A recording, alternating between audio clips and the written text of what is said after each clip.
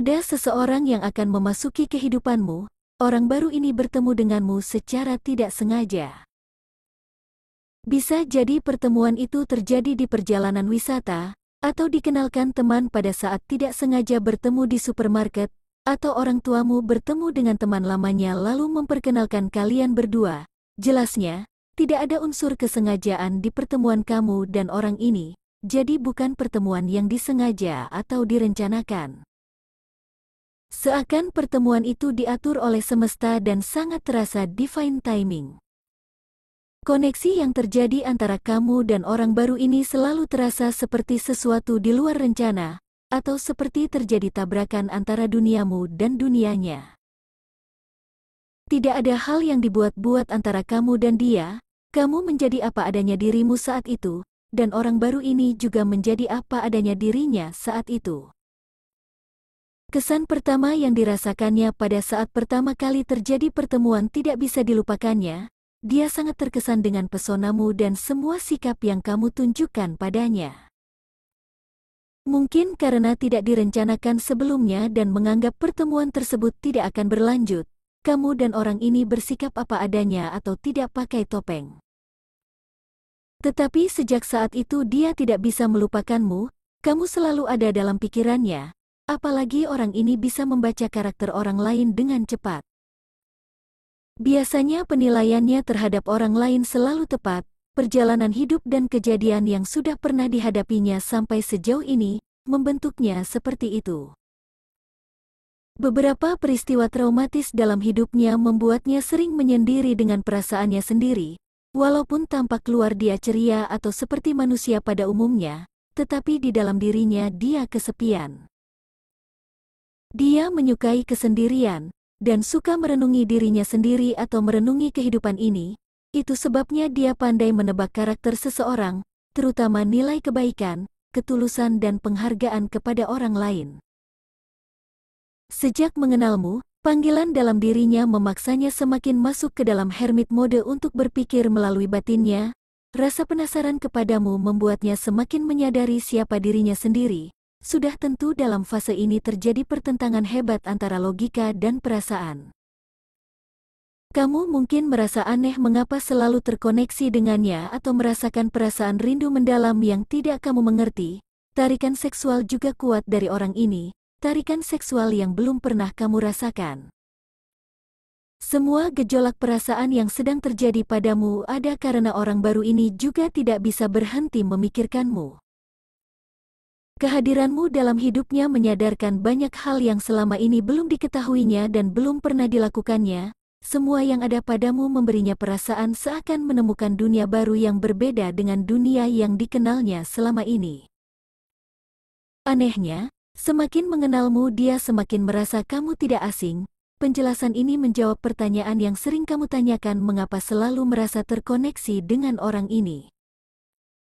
Kamu dan orang ini bisa saja tidak bertemu lagi atau tidak ada kontak fisik, tetapi secara energi kalian berdua saling terkait, artinya kamu dan dia berkomunikasi di 5 dimensi, di mana diri tertinggimu dan diri tertingginya saling bertemu. Orang ini merasa kamu adalah masa depan yang ingin dibangun, kamu adalah gambaran masa depan yang diimpikannya, tetapi saat ini energi hermit mode dari semesta sangat kuat. Dia masih ditarik untuk merenungi banyak hal baru yang diperolehnya dari koneksi ini. Sebenarnya kamu juga sedang ditarik memasuki hermit mode, tanpa kamu sadari banyak pemahaman baru yang datang untuk kamu pelajari. Orang ini masih berada di ikatan energi karmik, masih banyak toksik padanya yang harus dihealing dan diselesaikan. Tidak heran semesta menariknya semakin dalam ke energi hermit agar dia bisa merenungi dirinya sendiri. Perenungan diri dan memikirkan kamu membuatnya sadar akan banyak hal. Misalnya, dulu orang baru ini mempercayai hal-hal yang bersifat magic untuk mewujudkan keinginannya. Kali ini dia percaya ke manifestasi, atau jika dulu dia percaya wajah atau tubuh bisa memikat orang lain, kali ini dia percaya nilai kebaikan yang ada dalam hatilah yang bisa mempesona orang lain. Banyak sekali perubahan pola pikir yang didapatnya. Seakan orang ini berada di fase pembersihan dari sesuatu yang sudah usang dan tidak berguna. Jika orang ini sudah berpasangan atau memiliki sosok karmik yang dekat dengannya, contoh, ibu, saudara perempuan, atasan tempat kerja, wanita yang dianggapnya ibu, dan lain-lain, dia akan membandingkan sosok karmik itu denganmu. Dan semakin lama membandingkan kamu dan karmik, dia akan menemukan besarnya perbedaan antara kamu dan karmik.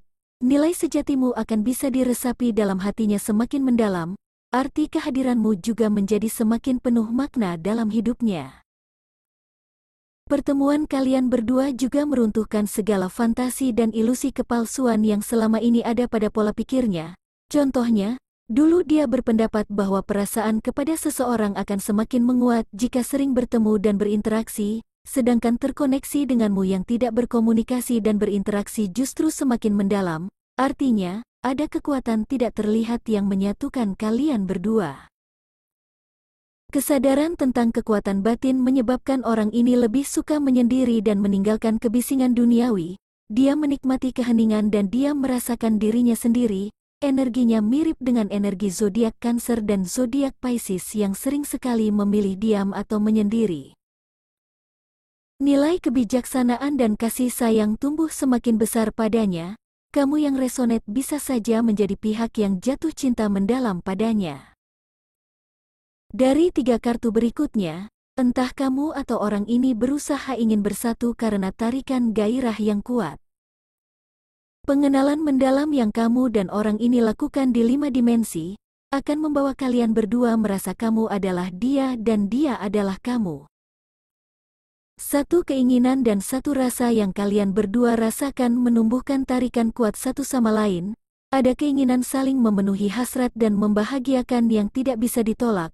Keinginan dan hasrat itu terasa seperti sedang terobsesi pada sesuatu, karena pikiran dan perasaan tidak bisa lepas dari satu sama lain.